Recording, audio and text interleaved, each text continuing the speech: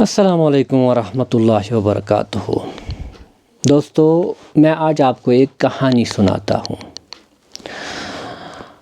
میرے وہ بھائی جو شراب پیتے ہیں، چرس پیتے ہیں یا ڈرگس استعمال کرتے ہیں، وہ ذرا آگے آ کر سنیں۔ اور وہ بھائی بھی جنہوں نے چوری، ڈاکہ زنی یا جوے کو اپنا پیشہ بنا رکھا ہے، وہ بھی ذرا کان لگا کر سنیں۔ یہ ایک نوجوان لڑکا اور لڑکی تھی۔ ان کی شادی کر دی گئی، تو جب ان کی سہاگ رات تھی تو سہاگ رات کے موقع پر انہوں نے آپس میں مشورہ کیا کہ اب تک کی زندگی میں ہم نے جتنے بھی گناہ کیے ہیں، پہلے ان کے لیے توبہ و استغفار کریں گے، پھر آپس میں وعدہ کریں گے کہ آئندہ زندگی ہم اللہ تعالیٰ کی فرما برداری میں گزاریں گے اور اپنے آپ کو ہر چھوٹے بڑے گناہ سے بچانے کی کوشش کرتے رہیں گے۔ چونکہ پلان کے مطابق انہوں نے پہلے توبہ و استغفار کی، پھر ایک صالح وعدے کے مطابق ایک صالح زندگی کی شروعات کی۔ وقت گزرنے کے ساتھ ساتھ اللہ تعالیٰ نے انہیں ایک اولاد عطا کی۔ ابھی وہ ماں کے پیٹ میں ہی تھا کہ ایک دن اس کی ماں آنگن میں بیٹھی تھی کہ اچانک اس کی نظر ایک انگور کے پیڑ پر پڑی، جو کہ ہمسایوں کا تھا اور دیوار سے ہوتا ہوا ان کے صحن میں لٹک رہا تھا۔ جو ہی اس کی نظر اس انگور کے پیڑ پر لٹکتے کھٹے میٹھے انگوروں پر پڑی تو اس کے دل میں انگور کھانے کی طلب پیدا ہوئی، کیونکہ اس نے ایک انگور کا دانہ اٹھا کر کھا لیا۔ وقت گزرتا گیا اور وہ اس واقعے کو بھول گئی۔ اللہ تعالیٰ نے انہیں ایک بیٹا عطا کیا، جو اب دن گزرنے کے ساتھ ساتھ چلنے پھرنے کے قابل ہو گیا تھا۔ ایک دن وہ اپنے باپ کے ساتھ بازار گیا سبزی خریدنے، تو اس کا باپ سبزی خرید رہا تھا کہ اچانک اس کی نظر اپنے بیٹے پر پڑی۔ اس کا بیٹا دکاندار کی دکان سے انگور کا دانہ توڑ رہا تھا۔ اس نے ایک انگور کا دانہ توڑا اور کھا لیا۔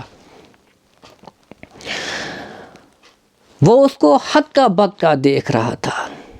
حیرانی اور پریشانی کے عالم میں وہ اپنے بیٹے کو گھر لایا اور سارا ماجرا اپنی بیوی کو سنایا۔ اب وہ دونوں حیرانی اور پریشانی کے عالم میں سوچ رہے تھے کہ آخر انہوں نے وہ کون سا گناہ کیا ہے جس کی وجہ سے ان کے بیٹے میں یہ چوری کی خصلت پیدا ہو گئی۔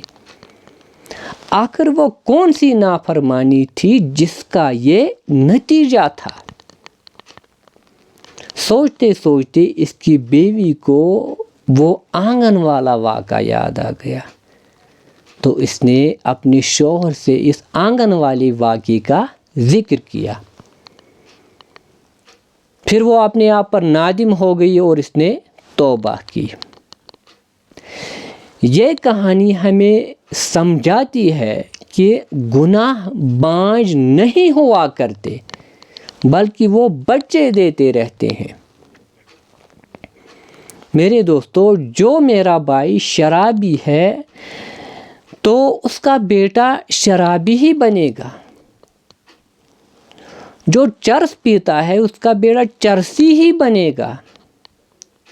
جو ڈرگس استعمال کرتا ہے اس کا بیٹا ڈرگس ٹیکر ہی بنے گا۔ جو بھائی چوری کرتا ہے اس کا بیٹا چور ہی بنے گا، اور جو ڈاکہ زنی کرتا ہے اس کا بیٹا ڈاکو ہی بنے گا، اور جواری کا بیٹا جواری ہی بنے گا۔ میرے دوستو، اگر آپ اپنی اولاد کو، اپنی آنے والی نسل کو اللہ تعالیٰ کا فرما بردار صالح اور عزت دار مسلمان بنانا چاہتے ہیں تو لامحال آپ کو یہ برائی کے راستے چھوڑنے پڑیں گے، ان سے توبہ کرنی پڑیں گی، ورنہ آپ کسی خوش فہمی میں مت رہے گا، دیر یا سویر آپ کی اولاد آپ ہی کے راستے اختیار کریں گے۔ اتنا ہی نہیں بلکہ جس گناہ کی بنیاد آپ نے اپنے گھر میں رکھی، اپنے محلے میں رکھی، اپنے گاؤں اور اپنے شہر میں رکھی، اس گناہ کا حصہ آپ کے نامہ اعمال میں درج ہوتا رہے گا جب تک یہ گناہ دنیا میں یا زمین پر موجود رہے گا یا زمین پر پھیلتا رہے گا، تب تک یہ آپ کا پیچھا نہیں چھوڑے گا، حتیٰ کہ آپ کی قبر میں بھی آپ کا پیچھا کرتا رہے گا، آپ کی قبر میں بھی ان گناہوں کا حصہ پہنچتا رہے گا۔ اس سے پہلے کہ دیر ہو جائے میرے بھائیوں، اس سے پہلے کہ دیر ہو جائے، لوٹ آؤ ان راستوں سے، لوٹ آؤ توبہ کر لو ان راستوں سے،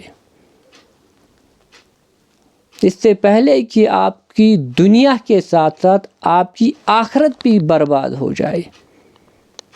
چھوڑ دو ان راستوں کو، اپنی اولاد ہی کی خاطر، اپنی آنے والی نسل ہی کی خاطر چھوڑ دو۔ فی امان اللہ۔